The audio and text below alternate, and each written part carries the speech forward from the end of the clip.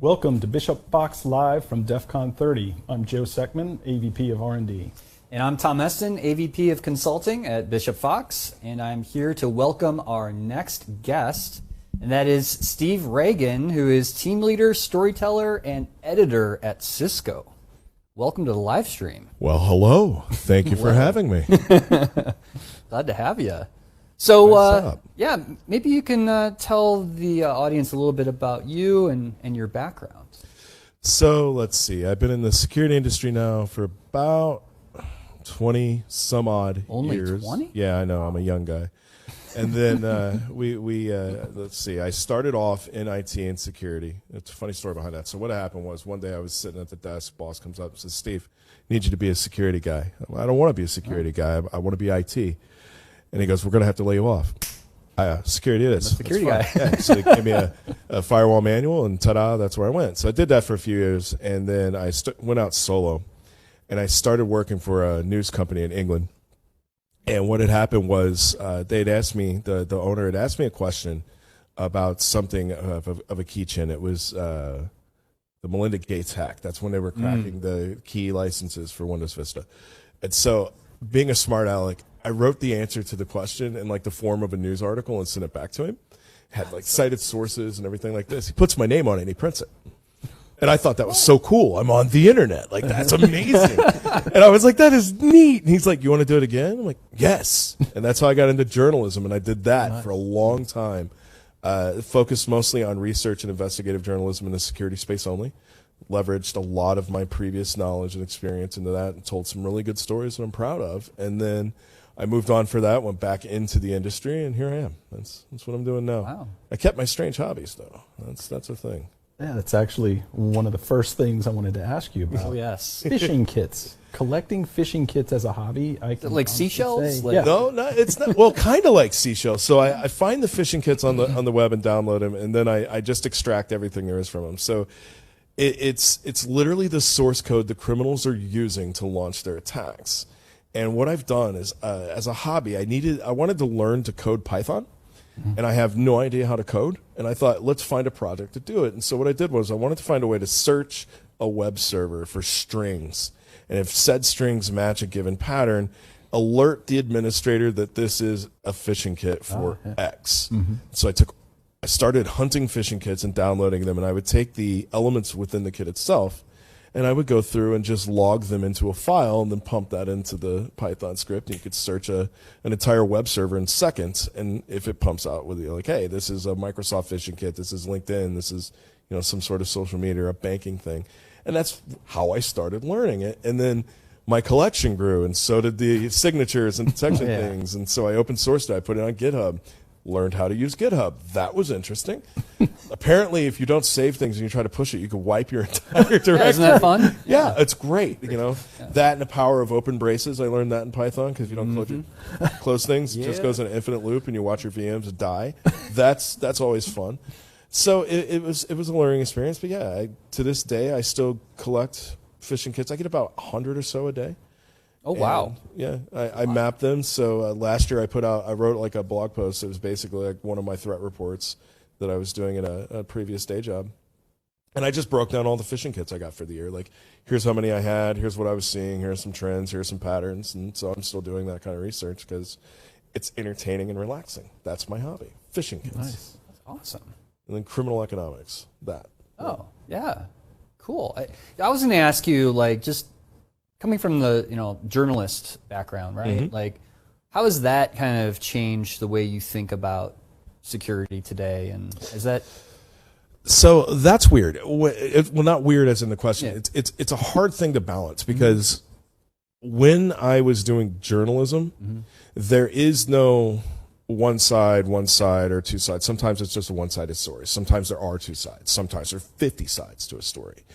And every time you're going to talk to an individual that you're interviewing or something like this, you have to constantly remind yourself that, do they have a motive? Do they have a reason that they're telling you all of this stuff to get you to write a story? Is there a reason that you need to be talking to them, or should you be talking to somebody else? In security, it's sort of like that. When I look at the industry, I try to balance facts between hype and fear and things like this, and put everything into a context that explains it to the public in a way that is concise and clear, but without all of the hype, without all of the FUD. Like when you're trying to talk about security and your only goal is to tell everyone about the boogeyman in the closet, you failed.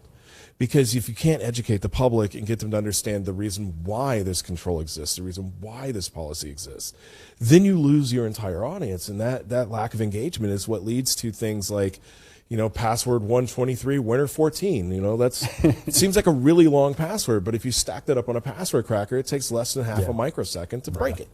So, lack of two-factor comes from, just selling fear and everything. Because think about it, you're in the industry, you deal with this every day. When you hear about multi-factor authentication, the first thing you hear is, well, criminals attack it and they can break it. And use it. It's there for a reason. Like, you should have it. Yeah, criminals are going to target it. You know why? It works. That's why they're targeting it. So you get better with your responses. You get better with your detection. You get better with remediation. You come back faster. That's where you attack the things from. You're never going to have perfect security. It's never going to work. Right. So instead, target the things that you can fix, you can control, and that's how you make it better for everyone. Yeah. Sorry, tangent. That's my little hill I like to die on. That's great. It's a thing. Yeah, absolutely. So also thinking, you've been in this industry 20 plus years, right? Like, where do you see, I guess, in terms of where we're going as an industry, like what's some of the biggest problems you see that we need to overcome? I think we need to make security easier and more obtainable for everyone, regardless of what the user is doing. So we have a lot of compensating controls. We have a lot of things we can do in security that protects assets, protects people, protects like organizations wide. But what we're not doing is making security obtainable for everyone so that like my mom and dad are just secure no matter what they're doing on the computer. It doesn't matter. Yeah. And when we get those controls in place, I think we're going to see a lot of changes in the industry. And I'll tell you, my favorite example of this is going back a few years, but when Apple started their Touch ID, touch your phone and it's unlocked, the biometrics thing. Previous to that, biometric security was looked at as like some sort of uber nerdy thing that nobody wanted, nobody had. Now it's second nature. My phone has it. Your phone has it. It's a thing. But it took time to get to that. So if we start building towards those processes and controls, then by default, people are going to have security built in for them, regardless of what they're doing, and that benefits everybody.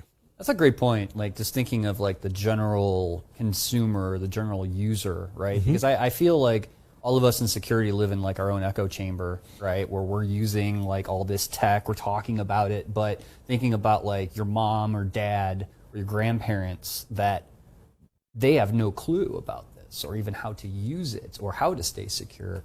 I'm curious to know if that's going to change in the future. We're finally going to get that mass adoption. I hope so. I mean, that's my hope. And it's really interesting. A lot of my friends tease me, and well, some of them who are just stricklers about it. But like one of the things I did for my mom and dad was I got them on a password manager. But for some of their passwords, I got them a book to write their passwords in. As long as they keep that book safe and it's not laying out on the desk, write it down. That's fine.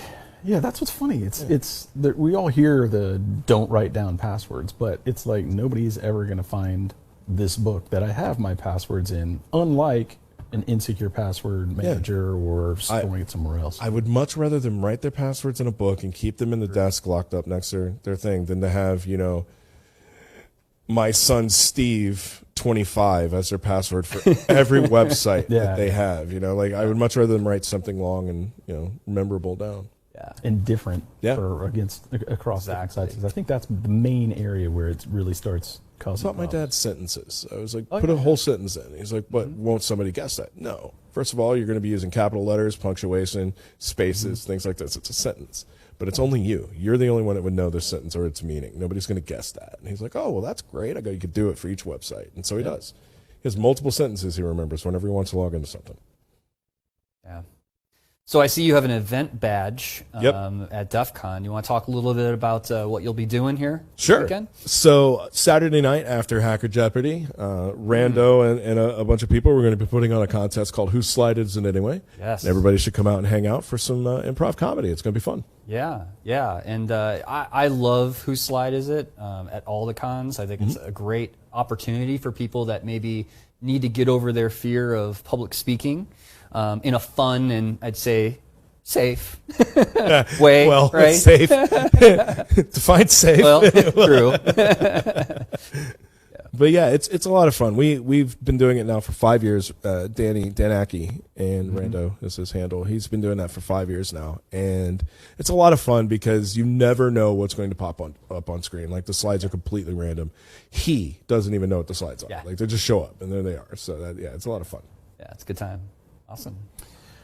So I've been thinking just about this concept of everything secure by default. Use whatever it is, secure by default, and talking about our parents and how they use the technology. But also, what about kind of like the after effect or the aftermath of data being compromised that's beyond their control, and having that conversation to explain? Because, there's a frantic moment. There's oh my God, what did I do wrong? I'm very careful with all this. And it's like, it's not your fault. Like, I'm thinking about more along the lines of secure by default, but also the aspects of being able to articulate and explain the aftermath and aspects of how something like that could have happened.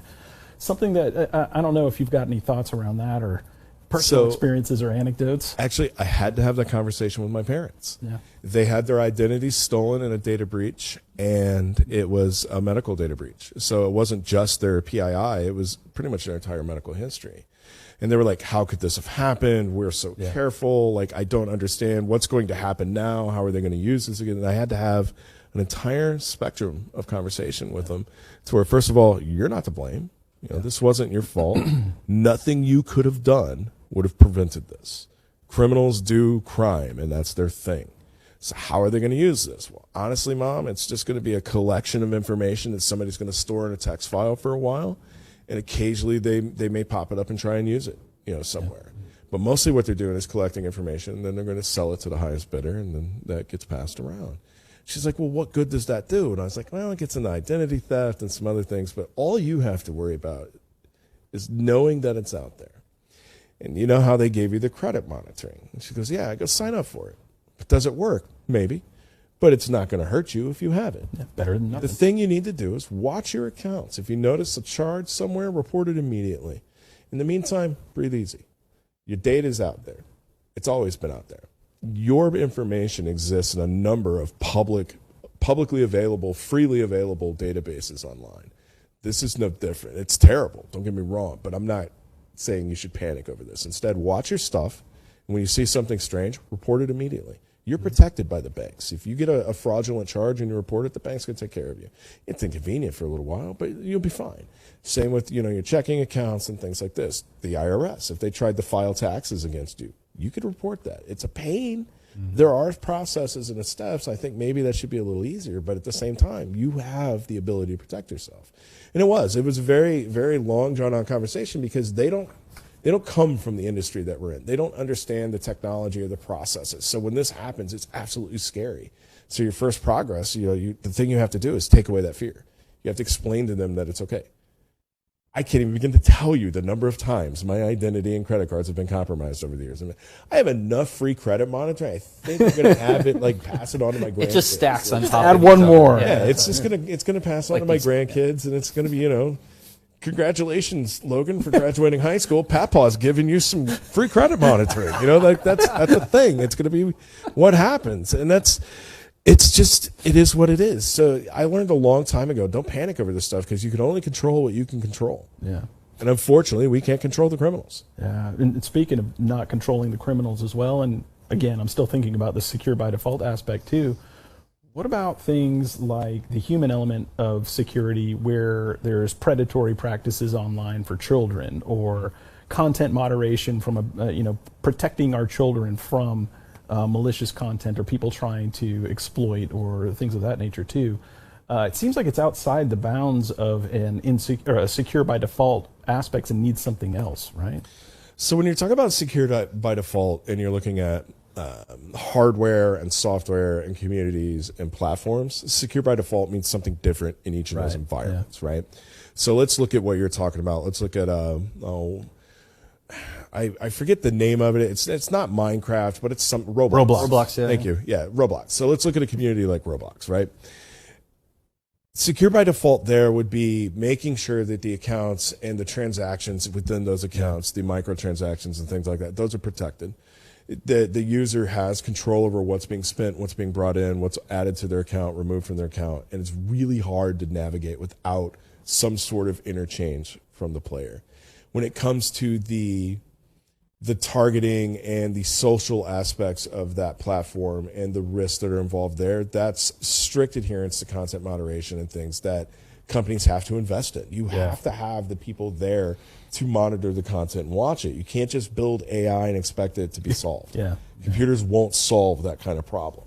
And so when you're looking at those facets, that's when you really have to get humans involved, and that's when you really have to build that process up from the ground up when you're building the platform. It's not something you can just snap in later and hope it works. And I think it's too also about like streamlining the administrative process for parental controls, because I know I, for one, have dealt with 3 different systems. I don't remember exactly what they were, but like, how do I control I got to have a subscription here, I got to be a member of this here, I got to do this and this, and I was just like, this is ridiculous. Sorry, you're not playing this game.